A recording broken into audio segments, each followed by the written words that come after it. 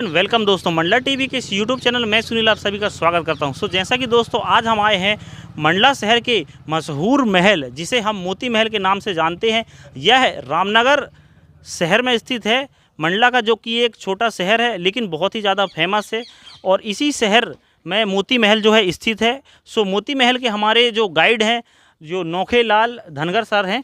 चलिए इनसे कुछ बात करते हैं और पूछने की कोशिश करते हैं, जानने की कोशिश करते हैं कि यह जो महल है कब बना, कैसे बना, किसने बनवाया। चलिए। सर क्या नाम है आपका? मेरा नाम नौखेलाल धनगर है। ग्राम रामनगर का रहने वाला हूँ मैं। यहाँ मोती महल में सुरक्षित गाइड हूँ मैं। अच्छा। आप कितने साल से हो यहाँ पे सर? यहाँ मैं हो गए करीब 22 साल हो गए। 22 साल से सर्विस जी दे रहे हैं। हाँ। सर ये बताइए कि यहाँ पे मोटे तौर पे क्या क्या चीज़ें हैं देखने लायक? यहाँ पर देखने लायक है मोती महल में 1651 में बना हुआ था जी। नहीं, क्या क्या चीज़ देखने लायक है मोटे मोटे तौर? हाँ, देखने लायक यहाँ पर स्नानागार है, स्नानागार, रसोई घर है, रसोई घर, सुरंग है, सुरंग है, अस्तबल है, अस्तबल है, हाथी सार है। हाथी सार, हाँ, हाथी सार और आसपास लंबे लंबे कक्ष हैं उनके रहने के लिए। कौन से कक्ष? रहने के लिए उनके जी। कमरा बने गए हैं। अच्छा, रहने के लिए कमरा कक्ष है ना? शिलालेख है। शिलालेख है। जी हाँ। तो इस तरीके से है ना सर। ये बताइए सर, ये जो अपना इसको बनवाया है राजा हृदय शाह, राजा हृदय शाह के पूर्वज के लोग, उनके परिवार के लोगों ने बनवाया था राजा हृदय शाह का किला मोती महल। सर इस महल का नाम मोती महल क्यों पड़ा? ये क्या है कि उनके बताते हैं जी कि परिवार के लोगों इसमें नहीं, उसमें कहते हैं कि ये मोती महल उनका नाम इसलिए पड़ा कि जो मोतियों से सजा हुआ था पहले। अच्छा, हीरा मोती लगे हुए थे इसके द्वारा ये। चलिए ठीक है। अभी जानकारी लेते रहेंगे सर से। चलिए सर, आप हमें विजिट करा दीजिए प्लीज़। सर ये बताइए चलते चलते है ना,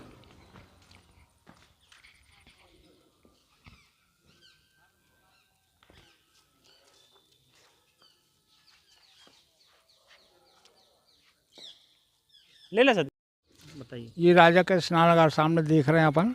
जी स्नानागार है, इसमें नहाने खोलने के लिए बना हुआ है जी। आगे देख रहे हैं अपन जी, लंबे लंबे कमरे उनके बने हैं। जैसा कि दोस्तों आप देख सकते हो, सर ने बताया है, यहाँ के ये गाइड हैं, ये जो है स्नानागार है, इसमें ही जो राजा महाराजा हैं वो स्नान वगैरह किया करते थे, है ना सर? हाँ हाँ। जी जी। अब इस तरफ बता रहे थे क्या सर?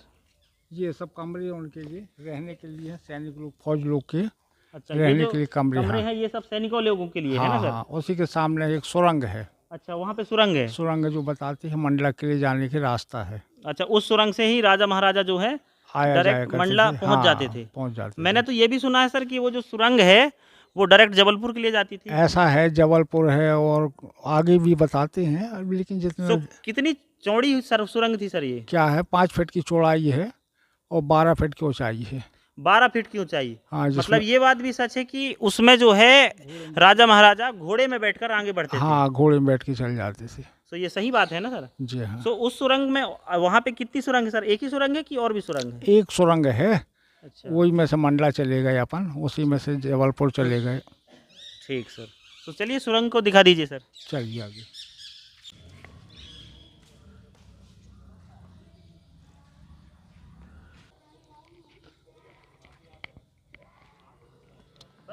ये सुरंग के पास जान रहे पहुंचने वाले हैं।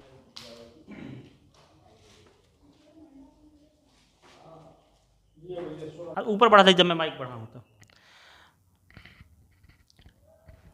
तो सर यही है सुरंग? हाँ, यही सुरंग है। यहाँ से जाते हैं मंडला के लिए, जबलपुर मदन महल जाने की रास्ता है कहते हैं इसमें। यहाँ पर बिजली गिर गई थी गाज, जिसके द्वारा टूट जाने से ये सब अस्त व्यस्त हो गई है अपने। ये गाज कब गिरी सर? ये आज के 20-25 साल पहले गिर गई। जैसा कि दोस्तों आप देख सकते हो ऊपर की ओर यहाँ पे जो है बिजली, आकाशीय बिजली गिरने के कारण जो है छत यहाँ की जो है टूट चुकी है ना। छत के टूटने की वजह से ये जो सुरंग है वो फिलहाल में यहाँ पे अस्त व्यस्त हो चुकी है। और मैं अभी फ़िलहाल में आपको यहाँ पे देख सकते हो कि कुछ इस तरीके से ये जो सुरंग है, कितने अंदर तक है सर ये अभी?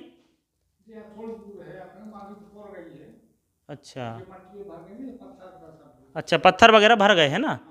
सो ये जो सुरंग है फ्रेंड्स, जो यहाँ के टूरिस्ट सर हैं वो बता रहे हैं कि तकरीबन 5 फीट चौड़ी और 12 फीट ऊंची थी, जो कि यहाँ से मंडला और मंडला से फिर जाकर जबलपुर की ओर निकलती थी। सो कुछ इस तरीके की ये सुरंग थी। राजा हृदय शाह ने बनवाया था और राजा हृदय शाह ने इस महल को बनाया था 1651 में। और ये कैपिटल कब तक था रामनगर गोंडवाना साम्राज्य का? 1651 से, हाँ 1651 से 100 साल करीबन रहा है अपने जी। सो जैसा कि दोस्तों गोंडवाना साम्राज्य का जो, जैसा कि सभी को पता है, गोंडवाना साम्राज्य इतना समृद्ध साम्राज्य था हमारे मध्य प्रदेश में और आज के समय में छत्तीसगढ़ में भी। ये लगभग में 1651 से लेके 1751 तक जो रामनगर मंडला है, इस शहर पे ही इसका कैपिटल था गोंडवाना साम्राज्य का। और इससे पहले जो संग्राम शाह वगैरह हैं, ये भी गोंडवाना साम्राज्य के शासक थे, लेकिन इनका जो महल है आज के समय के हिसाब से मंडला शहर में है और मंडला शहर में ही इनकी जन्मस्थली है। वो एक अलग वीडियो में आप लोगों के लिए शो किया हूँ, बनाया हूँ मंडला टीवी यूट्यूब चैनल में, आप वो वाला वीडियो भी देख सकते हो। सो जैसा कि दोस्तों देख सकते हो आप कि यहाँ पे एक गेट लगा हुआ है और ये जो गेट है यहाँ से नीचे वाली सीढ़ियों के ऊपर लगाया गया है। ये जो सीढ़ी है, यहाँ के जो टूरिस्ट सर हैं वो बता रहे हैं हमें इसके बारे में। तो सर ये सीढ़ी कहाँ जा रही है सर? ये नीचे जा रही है तलघर में, इसके नीचे 2 मंजिल है।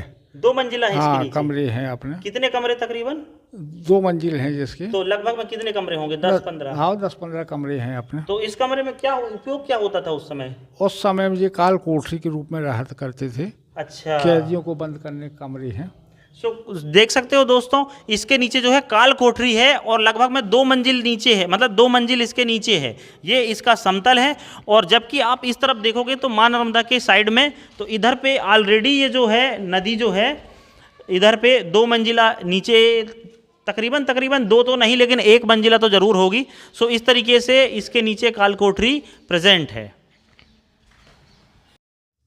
सो जैसा कि फ्रेंड्स अब हम इस काल कोठरी के नीचे जा रहे हैं और नीचे जो है अब हम 1 मंजिला नीचे आ चुके हैं और यहाँ पे ये जो है प्लास्टिक का कुछ लगा हुआ है। तो यहाँ के जो गाइड सर हैं वो बोल रहे हैं कि इसको आप गिरा दो। अब हम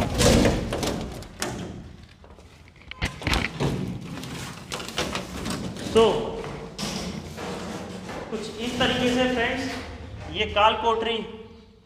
सो फ्रेंड्स ये है काल कोठरी और काल कोठरी में फ़िलहाल हम आ चुके हैं। इधर पे जो कैदी वगैरह हैं वो यहाँ पे बंद होते थे और इसी काल कोठरी में आप देख सकते हो कुछ इस तरीके से ऊपर की ओर से पानी आता था और कैदी वगैरह जो हैं वो इसी हल्के हल्के पानी से, यही नाली में जो पानी दिख रहा है, इस पानी को अपने पीने के लिए उपयोग करते थे। यानी कि कैदियों के बीच में किसी भी तरीके का ह्यूमन कांटेक्ट नहीं होता था। जैसा कि आज भी आप देख रहे हो ऊपर से थोड़ा थोड़ा पानी रिस रहा है और यही पानी जो है कैदियों के लिए उपयोग होता था। और ये इतना पानी यहाँ पे गिर रहा है फ्रेंड्स, लेकिन फिर भी देखो आप कि इस कुंड में एक भी पानी नहीं है, जबकि पानी प्रॉपर जो है यहाँ पे रिस रहा है। और ये सिर्फ कैदियों के लिए ही ये झरना यहाँ पे बनाया गया था। ये पूरी काल कोठरी है। अभी हम इस काल कोठरी के जो है फर्स्ट मंजिल में आ चुके हैं। अब हम सेकंड में शायद जाने का ट्राई करेंगे, देखते हैं। सो कुछ इस तरीके से ये पूरी की पूरी काल कोठरी जो है कैदियों के लिए बनी हुई है। अंदर बहुत स्मेल आ रही है और गंदगी भी है।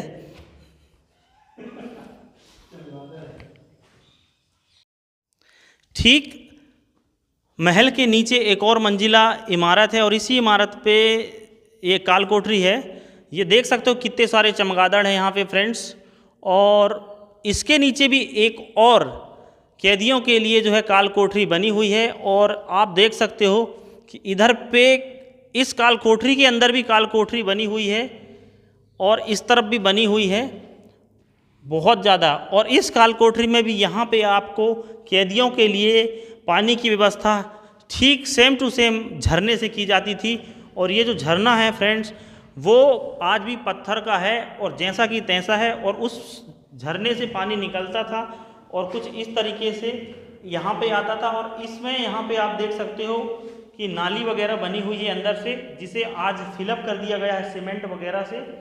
और इस तरीके से वो जो वेस्ट पानी था वो नाली के थ्रू बाहर निकल जाता था और इस तरीके से ये काल कोठरी का जो पानी है वो बाहर नर्मदा तट में निकल जाता था। और फ्रेंड्स आप देख सकते हो कि इस काल कोठरी से जो है कोई भी कैदी जो भाग ना पाए, इसलिए यहाँ पे इसके अंदर भूल भुलैया बनाई गई हैं। कुछ इस तरीके से है ये भूल भुलैया।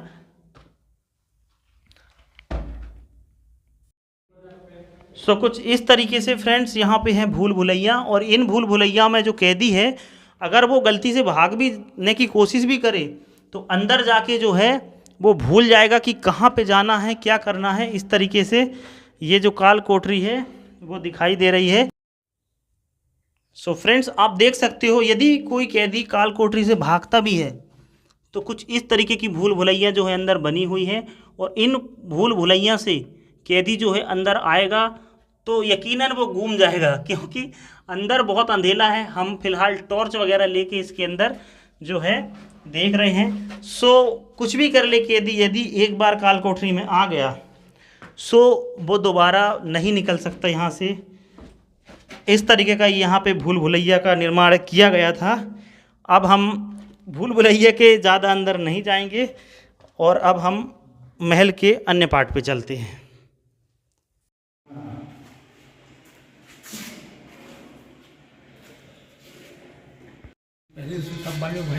सो दोस्तों अब हम जा रहे हैं लगभग 400 साल पुराने टॉयलेट शौच को देखने, जो कि मोती महल में आज भी हैं। आप देख सकते हो कि यहाँ पे हमारे देश में जो बाहरी लोग हैं यानी कि अंग्रेज लोग हैं वो बोलते हैं कि इंडिया में हमने आकर शौचालय शौच इन सब चीज़ों की व्यवस्था की है।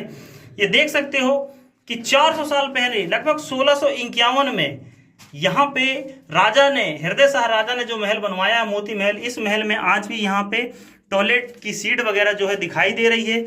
यहाँ पे पीछे आप देख सकते हो सीट के जस्ट ऊपर यहाँ पे क्या है, एक रोशनदान भी है जिससे रोशनी आया करती थी, और राजा जहाँ पे बैठते थे वहाँ किस तरीके से देख सकते हो आप नक्काशी है, और ये है राजा का टॉयलेट। सो अब फिलहाल हम टॉयलेट से अनदर जगह चलते हैं। और मोती महल में सिर्फ एक ही टॉयलेट नहीं है, यहाँ पे हर 2-4 कमरे के बाद जो है इसी तरीके के कई सारे टॉयलेट जो हैं बने हुए हैं, और ठीक हर टॉयलेट में एक रोशनी के लिए भी यहाँ पे एक रोशनदान बना हुआ है, और यहाँ पे आप नीचे सीट देखोगे। फ्रेंड्स अब हम आ चुके हैं महल के पीछे वाले हिस्से में। इस हिस्से का नाम है अस्तबल। आप देख सकते हो कि कुछ इस तरीके का राजा महाराजाओं का अस्तबल था। यहाँ पे राजा महाराजा के सभी घोड़े बंधा करते थे, और इसी से ही युद्ध वगैरह में जाने की या पे किसी सफ़र में निकलने की जो शुरुआत है सबसे पहले घोड़ों के यहाँ से शुरुआत होती थी। सो जैसा कि देख सकते हो दोस्तों ये है यहाँ का अस्तबल। सो चलिए सर से पूछते हैं, सर ये अस्तबल है यहाँ का? जी हाँ, ये अस्तबल है, घोड़े आने जाने की रास्ता है जी बगल में। जी और कहाँ पे? जी ये सामने दिख रहा है यहाँ पर। अच्छा ये कॉर्नर पे? हाँ कॉर्नर पे आने जाने का रास्ता। ये सब कमरे हैं इनमें, जी अंदर रखे हैं रहने के लिए। तो इसमें सिर्फ घोड़े रहते थे कि या फिर उनके साथ में कोई और भी? नहीं, सिर्फ घोड़े रहने के लिए है। अच्छा, तो इनमें जो घोड़े को देख रेख करने वाले वो कहाँ रहते थे? वो अंदर पे रहते थे। सो जैसा कि आप देख सकते हो यहाँ पे सिर्फ घोड़ों के लिए खाने पीने एवं उनकी देखरेख की व्यवस्था होती थी, लेकिन जो उनकी देखरेख करने वाले जो सारथी होते थे वो अंदर की ओर होते थे, है ना सर? जी हाँ। और इस तरफ मैं आपको दिखा दूं कि यहाँ पे जो ये महल है इसके साइड में यहाँ पे जो है ये जो रास्ता आप देख रहे हो बिल्कुल पतला सा है, इससे ही घोड़ों का आना जाना जो है वो होता था। ये जो रास्ता है इस तरह अस्तबल के लेफ्ट और राइट दोनों तरफ जो है ये रास्ता है। यहाँ पे आप देख सकते हो उस कॉर्नर पे भी आपको यहाँ पे अस्तबल दिखाई दे रहा है, लेकिन उसको फिलहाल में लोगों की आवाजाही ना हो इस वजह से ईंट से जुड़वा दिया गया है ना सर? ठीक। सो ये कौन सी जगह है सर? ये राजा के देखना बस शयन कक्ष है जी। शयन कक्ष है। राजा साहब यहाँ से सोते थे आराम करने के लिए। ये कमरा, इसके 2 कमरे हैं। 2 कमरे हैं? हाँ, सामने वाला और अपन खड़े जिस वाला है। अच्छा, एक में मतलब ये जो कैमरामैन खड़े हैं है ना? जी हाँ। और एक ये वाला कमरा है ना सर? हाँ। ये 2 कमरे शयन कक्ष हुए। जी हाँ। अच्छा, सो जैसा कि दोस्तों आप देख सकते हो ये राजा का शयन कक्ष है, और सर ये जो दीवारों पे कुछ निशान वगैरह है उसके बारे में बता दीजिए आप। ये सब उसमें निकासी वगैरह बने हुए थे, पत्थर की निकासी है, इसमें सोना चांदी हीरा मोती लगे हुए थे। अपने देश में अंग्रेज लोग आए, इसको सब नष्ट करके ले गए, जब से हो गए जो खाली जी। जो अपन देख रहे हैं, दिखा दो अपन निकासी की ओर। सो इस तरफ देख सकते हो दोस्तों कि ये जो आप सिंबल देख रहे हो, ये जो है एक प्रकार से ये फ्रेम बना हुआ है, दिख रहा है ना, इसमें ये फ्रेम बना हुआ है। ये देख सकते हो दोस्तों, ये जो फ्रेम है इसमें इस तरीके से सोना चांदी हीरा मोती जो है जड़े हुए थे, क्योंकि राजा जो है इस पे आराम करते थे। और ऊपर की ओर आप देख सकते हो कुछ इस तरीके का डिजाइन है इसमें, सामने की ओर भी। लेकिन अंग्रेज जब आए, अंग्रेजों के आने के बाद जो है इसमें के सोना चांदी हीरे मोती जो है वो अंग्रेज लूट के चले गए। राजा के टोटल इस तरीके के 2 रूम हैं, जिनमें से राजा दोनों पे ही आराम करते थे, एक में रोशनी आती है और एक पे अंधेरा रहता है। तो चलिए अब हम राजा के शयन कक्ष से आगे बढ़ते हैं और अब हम आ चुके हैं यहाँ पे डाइनिंग रूम के अंदर। और ये देख सकते हो आप कि कुछ इस तरीके से था राजा का डाइनिंग रूम। इस डाइनिंग रूम में यहाँ पे आप सामने की तरफ रोशनी के लिए 3 दरवाजे देख सकते हो, कुछ इस तरीके से है। और ये एक बहुत ही लंबा, लगभग में 50 फीट लंबा जो है ये डाइनिंग रूम है। और इस डाइनिंग रूम में भी यहाँ पे कुछ इस तरीके के फ्रेम वगैरह जो है लगे हुए हैं। और इसी कक्ष में बैठकर जो है राजा जो है, इसी कक्ष में बैठकर जो है राजा अपना खाना पीना जो है वो खाया पिया करते थे। सो ये है डाइनिंग रूम जो कि लगभग 50 फीट लंबा है। और ये जो डाइनिंग रूम है राजा के जस्ट शयन कक्ष के साइड में ही है। अब हम आगे बढ़ रहे हैं रसोई कक्ष की ओर। सो जस्ट शयन कक्ष है राजा का, और राजा के शयन कक्ष से डाइनिंग रूम, और डाइनिंग रूम से जस्ट अब हम आ चुके हैं रसोई कक्ष में। सो यहाँ पे आप देख सकते हो कि ये है रसोई कक्ष। और रसोई कक्ष भी बहुत ही ज़्यादा सुंदर मुझे लगता है सजाया गया था, क्योंकि सेम टू सेम उसी तरीके का यहाँ पे भी आर्किटेक्चर देखने को मिल रहा है। और ठीक इसी जगह पे जो है ये रसोई कक्ष भी जो है दोस्तों 2 कमरे का है। यहाँ पे भी आप देख सकते हो कि इस तरफ भी जो है रसोई का एक और कक्ष उपस्थित है। तो दादाजी ये जो रसोई है इसके बारे में बहुत सी बातें चलती हैं, तो उनमें से कौन सी बातें सच हैं या झूठ हैं वो हमें पता करना था।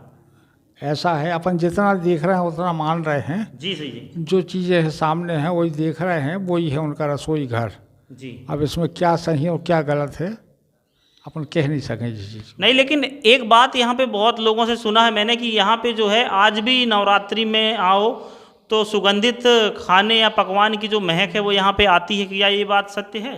जी तो अभी समझ में नहीं आया हम लोगों के जी, लेकिन अब देख रहे हैं तो वही है अपने। सो ये वाली बात आपको मतलब इतने सालों में यहाँ पे ड्यूटी करके समझ में नहीं आई? समझ में नहीं आया अभी। सो जैसा कि दोस्तों आप देख सकते हो रामनगर के किले में हमारे ये जो सर हैं धनगर सर, ये इतने साल से यहाँ पे टूरिस्ट गाइड का काम कर रहे हैं। और इनके द्वारा स्पष्ट रूप से कह दिया गया है कि यहाँ पे जो है किसी भी तरीके की पकवान की महक जो है किसी भी मौसम में, है ना सर? हाँ, किसी भी मौसम में, साल के किसी भी मौसम में नहीं आती है। सो ये बात एक पूर्ण रूप से मिथक है। सो फिलहाल हम ऊपर की ओर बढ़ रहे हैं और ये जो सीढ़ियाँ हैं बहुत ही ज़्यादा कंजस्टेड हैं, आप देख सकते हो कुछ इस तरीके से यहाँ की सीढ़ियाँ हैं।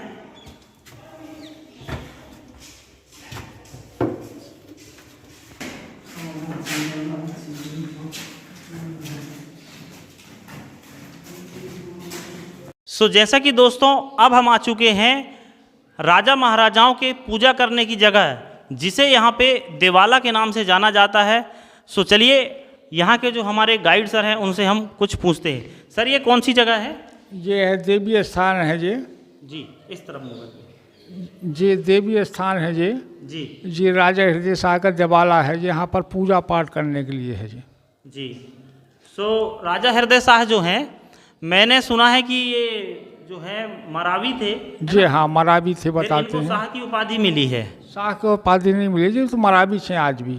अच्छा, ये आज भी मरावी? हाँ मरावी छे जी। तो ये जो है बड़े देव को पूछते थे, ये बड़े देव को। सो यहाँ पे भी वही है देव? हाँ है वही अपने ये भोले बाबा, क्योंकि यहाँ पे जो है त्रिशूल वगैरह लगी हुई है। अब ऐसा है भोले बाबा को ही बड़ा देव मानते हैं।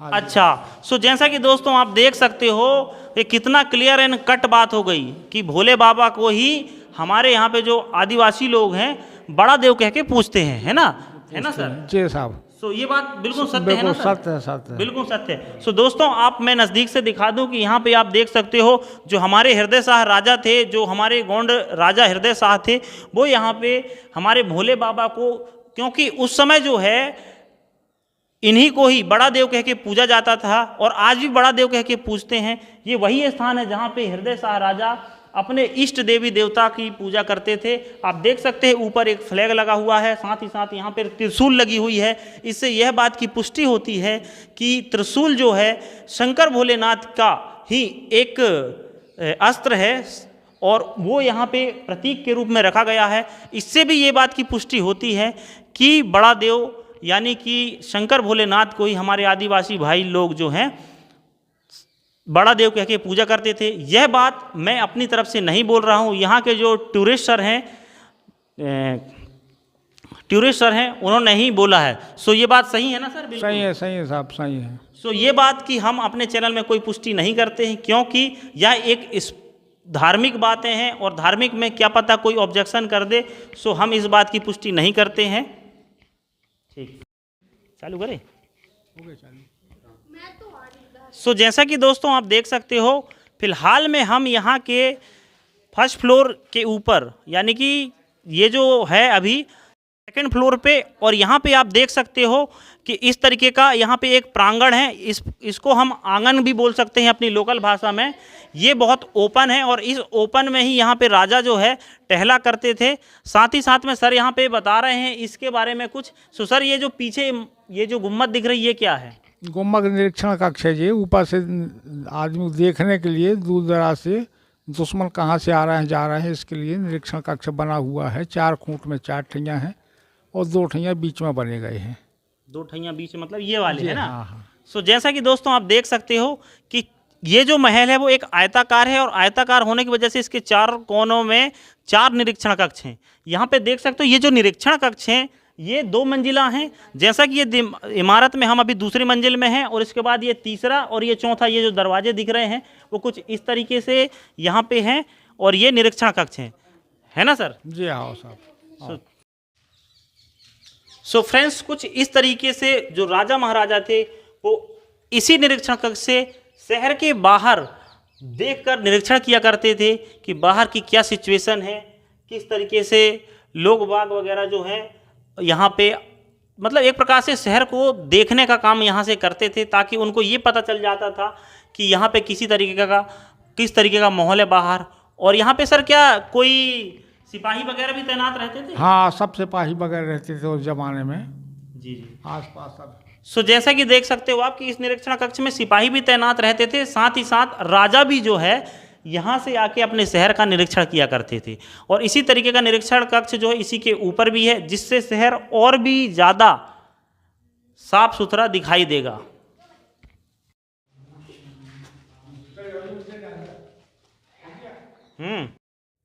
सो जैसा कि देख सकते हो दोस्तों यहाँ पे ऊपर भूल भुलैया बनाई हुई है और इस भूल भुलैया का उपयोग राजा कभी अपने ऊपर आक्रमण होने पे बचाव के लिए बनाया गया था। साथ ही साथ यदि बारिश वगैरह हो रही हो सो बारिश के मौसम में भी राजा जो है बाहर न निकल के अंदर ही अंदर बारिश से बचाव करते हुए इस भूल भुलैया के उपयोग से अपने आप को बचा सकते थे। सो कुछ इस तरीके से यहाँ पे भूल भुलैया भी बनी हुई है और इस तरीके से हम आ गए नेक्स्ट रूम में।